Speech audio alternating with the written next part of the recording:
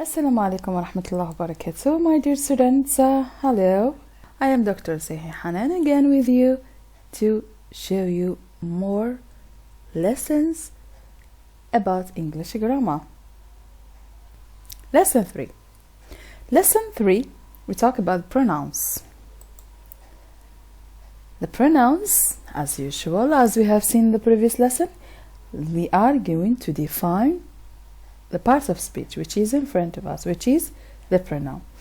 The pronoun, it is noun preceded by pronoun. Pronoun, it means it replaces the noun. So a pronoun can replace a noun or even another pronoun.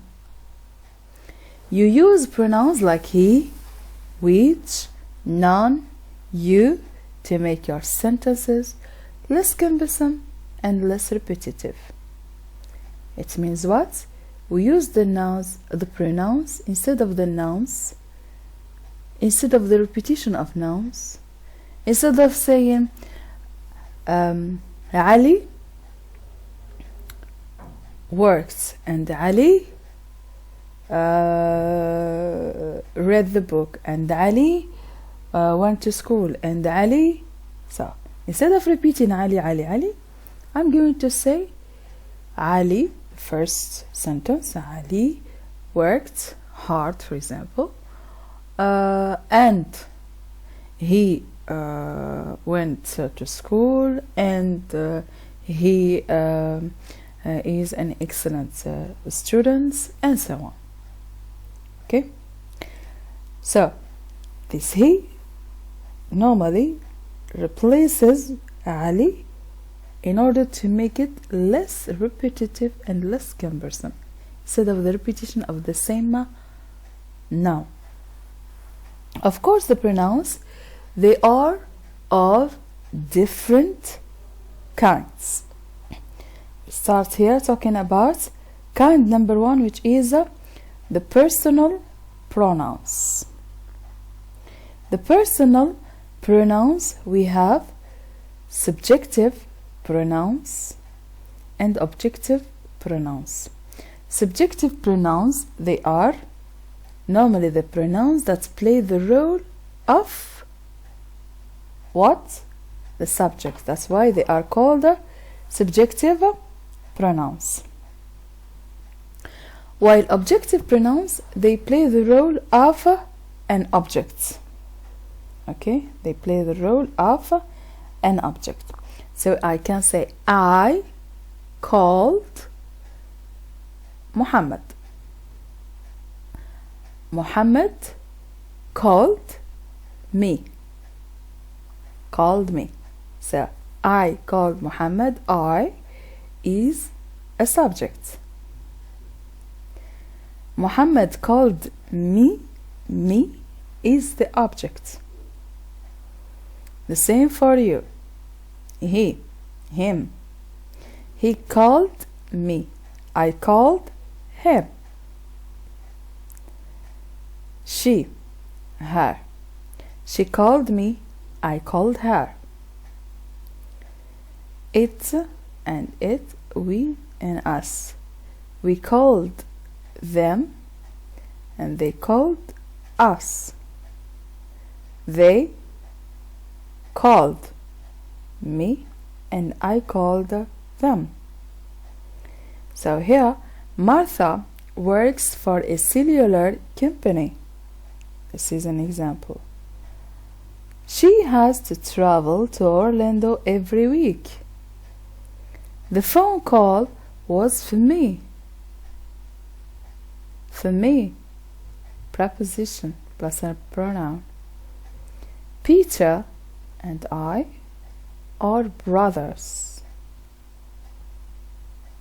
I, here, it means there is a speaker and there is another one. So, instead I can say we, because I is normally part of the action. We share a bedroom together. We share a bedroom together.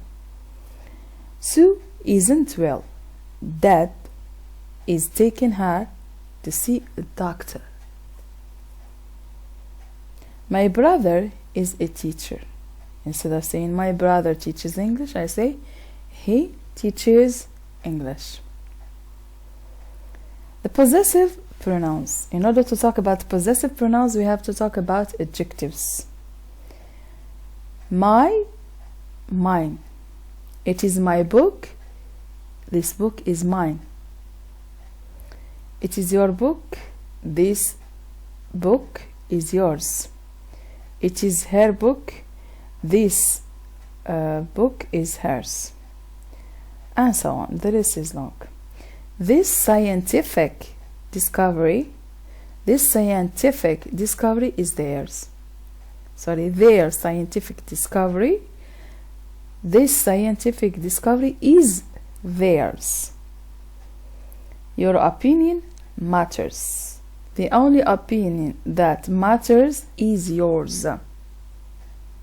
So, this is normally the second kind of pronouns. Let's move now to the third kind of pronouns, which is reflexive and intensive. The reflexive kinds of pronouns and also intensive kinds of pronouns, they are one pronoun, but they differ in terms of being reflexive or intensive in terms of their context in the sentence. So I say myself for me, yourself for you, himself for he, herself for she, itself for it, ourselves for we, yourselves for you as plural, and you see here yourself as singular, yourselves as plural, and themselves for them. So when used reflexive as reflexive pronoun, James shot himself in the foot. Here it means that this reflexive pronoun plays the role of an object or as an object of preposition. So the subject is the object. So James shot whom? Himself. So the object is the subject in the foot. I talk to whom? To myself. So it refers back to me. So the object of preposition is me. The object is me. So there is a reflexive case here. What about intensive case? Intensive case, we ourselves would have never considered it an option. I have climbed Everest 3 times myself. In the two cases, what do we have? We don't have a verb as an interval between them. No. We, ourselves. So I insist on ourselves. I insist on we. I emphasize on we. I mean we. We, ourselves. And I am proud of myself. I did it by myself.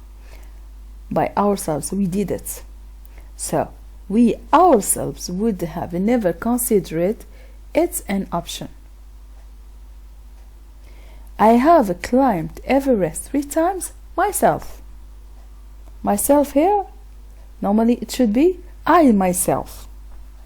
And it can be normally used elsewhere. I have climbed Everest 3 times myself. So I did something very good in my life. So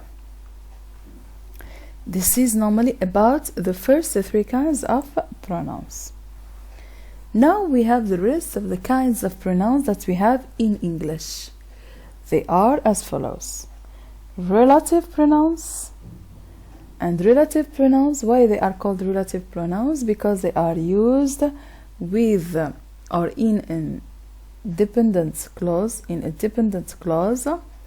with what?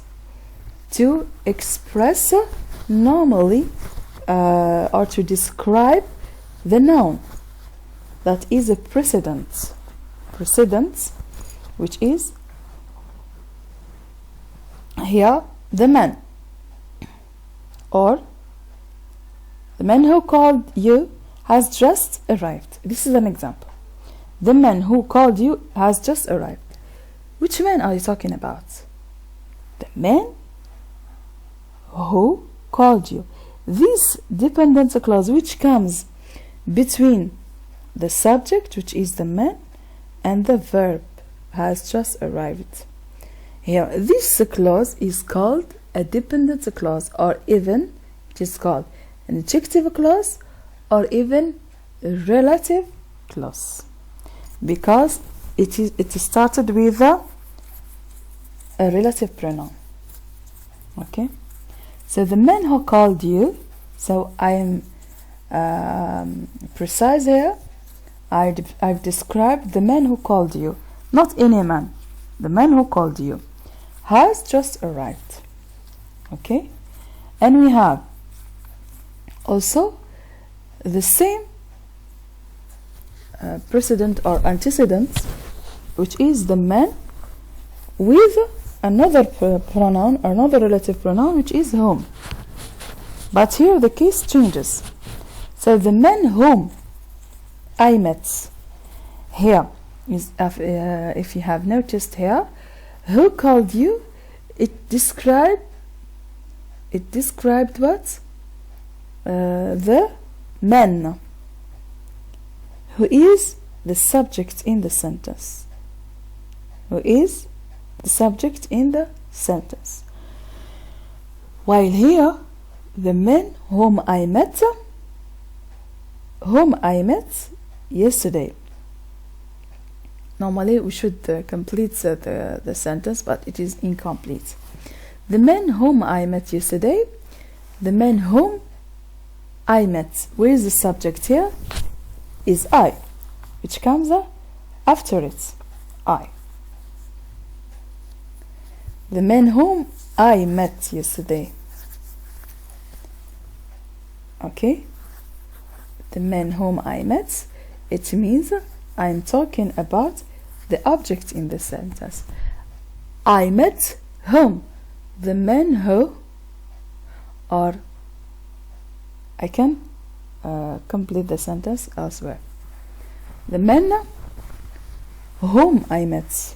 So it is an object in the main clause, while the man here is the subject in the main clause. And here it is a story about a boy whose parents got divorced. Whose? It is used to express the possessive case. It is a story about a boy whose parents got divorced. So got divorced, normally this is a relative clause to express possessive case. So it is a story about a boy whose parents got divorced. It means what? Divorced. Whose parents got divorced. Normally it is a dependent clause that describes what? The possession of something. I'm talking about, it is a story about a boy whose parents got divorced. Here I just give the normally I have tried to relate this boy with his parents, and it is a description. So the relative clause normally can be non-restrictive and can be restrictive. Let's see the difference. The same sentence but with different normally types of relative clauses. Flagons reports, comma, which was published at the same time as Keynes, presented a markedly different perspective. The same Flaggen's report that was published at the same time as Keynes presents a markedly different perspective. So here this clause is between two commas, and it is considered as non-restrictive, and it is also called the appositive clause. Yet here there is no comma. The Flaggen's report that was published, etc., etc., till different perspective, there is no comma here in between. Here we call it restrictive, and this is not the case for the non-restrictive sentence. So, indefinite pronouns. Indefinite pronouns are considered indefinite because they do not refer directly to a clearly specified nouns. So, indefinite, not specific. Indefinite. So when I say any, can be any. Some can be few for someone, can be many for someone else. I say some tables, example, some tables. These tables can be 5, but in other case I say some tables, but there are 20 tables. So the number differs. So when I say indefinite, it means it is not specified. This indefinite pronouns can be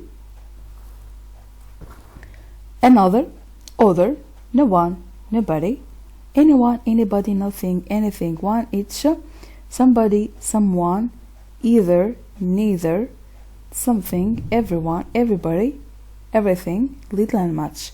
And all of them, they come as singular in the sentence. So we use with them the singular verbs.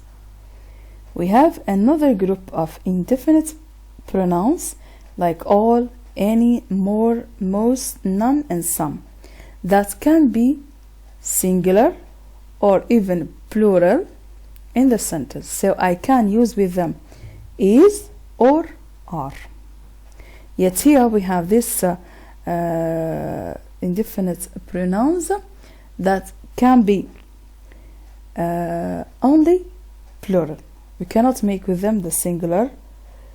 They are all plural. And we have examples here.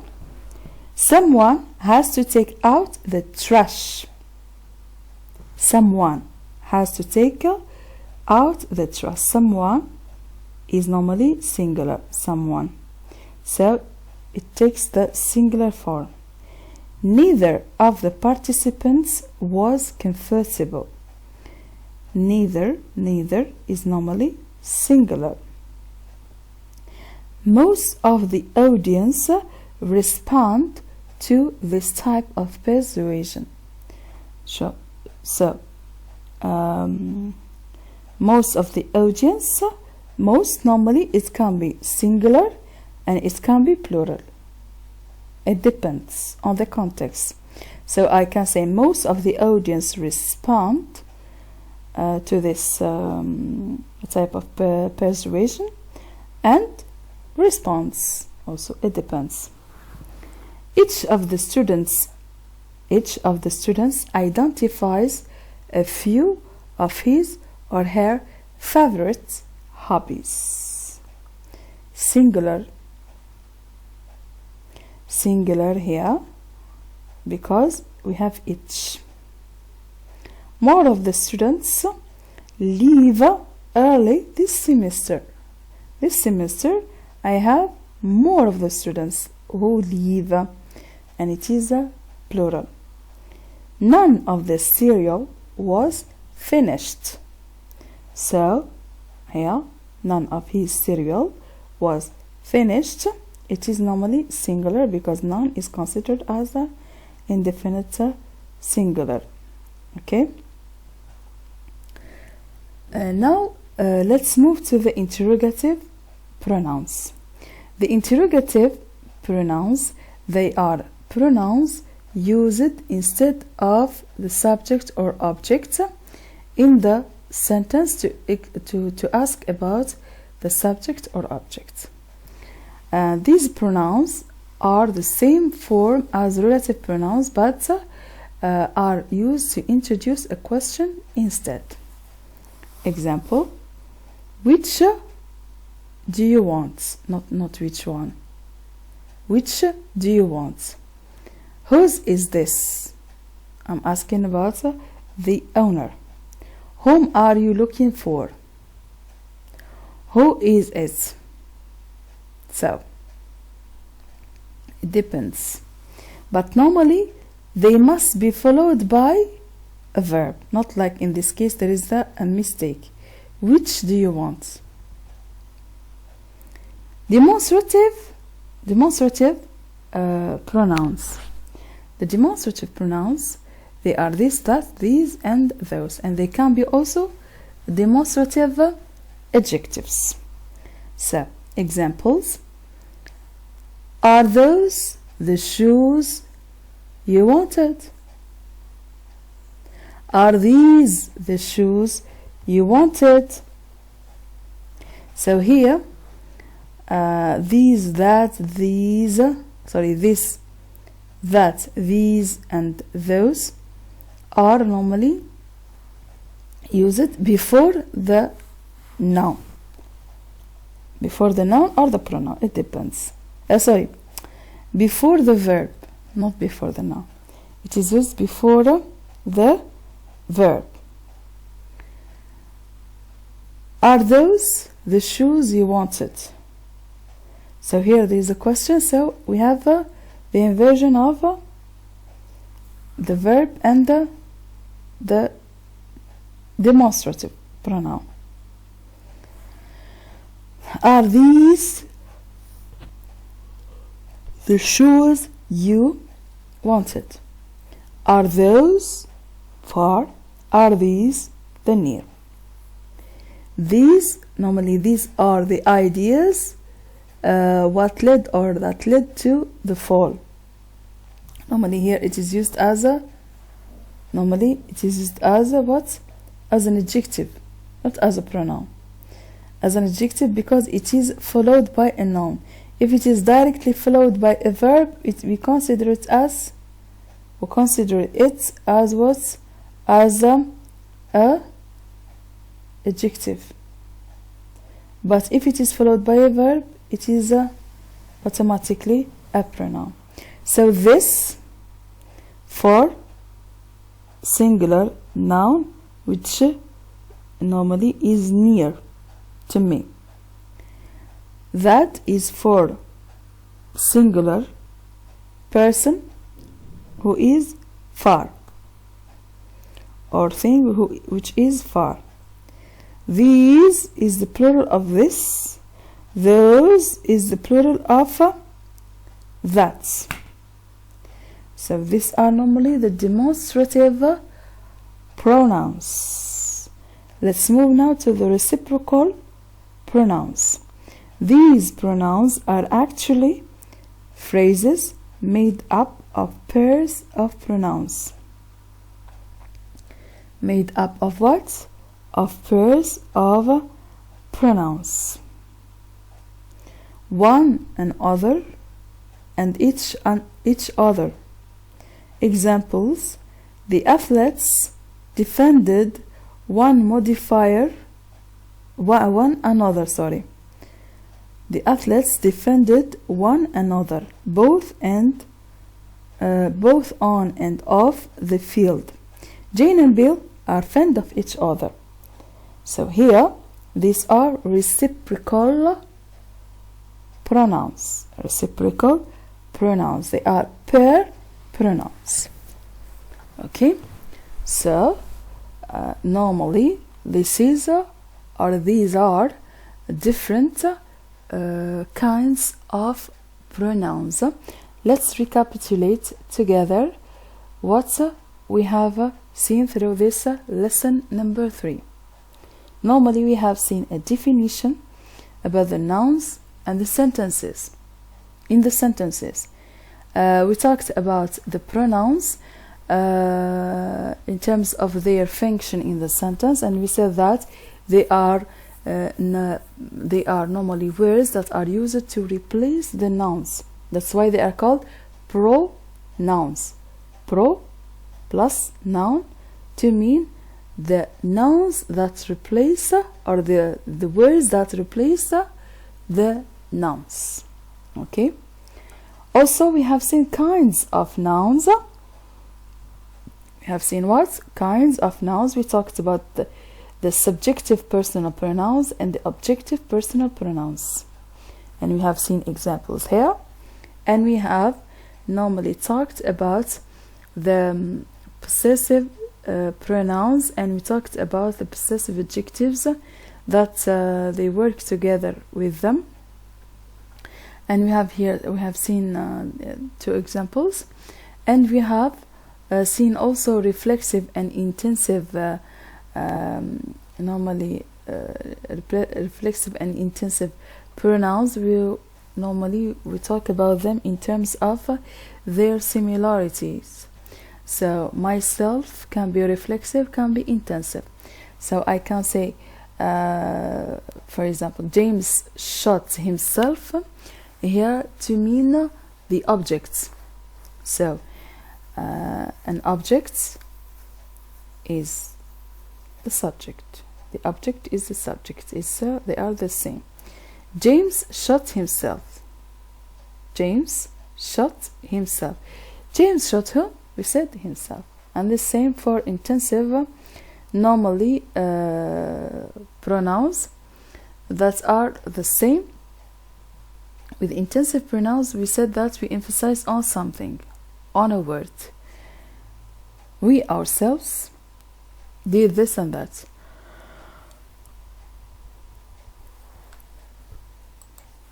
Let's see other. We have seen also other pronouns. Okay, we have seen also other pronouns. Other pronouns, for example, we have relative pronouns, and we talked about the subjective and the objective and possessive. We have seen also non-restrictive and restrictive, and we said that it's a question of the commas used. We have seen indefinite pronouns, and we have seen examples of indefinite pronouns that can take the singular form only, and those that take the singular and the plural, and those that take the plural only. We talked also about the interrogative pronouns. We talked about the demonstrative pronouns. We talked about the reciprocal pronouns. Okay, my dear students, I hope that you have understood these points related to the pronouns, related to the kinds of pronouns, and of course it is normally based on this lesson we can avoid such kind of paragraphs that are full of repetition, that are cumbersome, that are very repetitive. They can be even wordy because of the repetition of the same words. So knowing the pronouns, it means you know how to avoid repetition in your paragraph, in your essay, and so on. Anything you write, you have to use the proper nouns appropriately, and can be used in their appropriate place, of course. My dear students, thank you very much for watching this video. Hope that you have benefited from this explanation. See you in the next video. Bye.